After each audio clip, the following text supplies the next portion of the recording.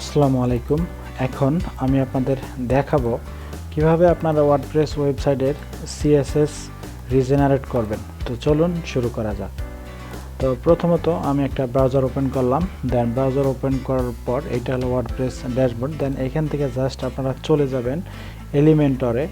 দেন এই যে এলিমেন্টরে হোভার করলে এরকম পপ আপ শো হবে। দেন এখান থেকে আপনারা চলে যাবেন টুলসে। তো আমি টুলসের উপরে ক্লিক করলাম। টুলসের উপরে ক্লিক করার পর আপনাদের ওয়েবসাইটে যদি ওয়েবসাইটটা ভেঙে যায় তাহলে আপনারা আগে ব্যাকআপ নিয়ে রাখবেন। দেন ব্যাকআপ নিয়ে রাখার পর আপনারা এইখানে ক্লিক করবেন রিজেনারেট ফাইলস অ্যান্ড ডাটা।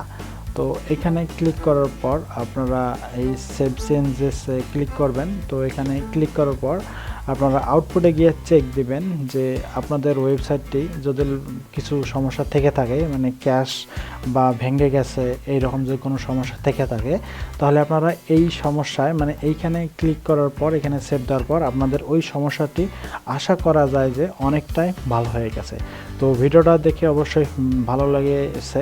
তো ভালো লেগে থাকলে অবশ্যই একটা কমেন্ট করে জানাবেন এবং লাইক করে রাখবেন। তো এতক্ষণ ভিডিওটা দেখার জন্য অসংখ্য ধন্যবাদ। সবাই ভালো থাকবেন, সুস্থ থাকবেন। আল্লাহ হাফেজ।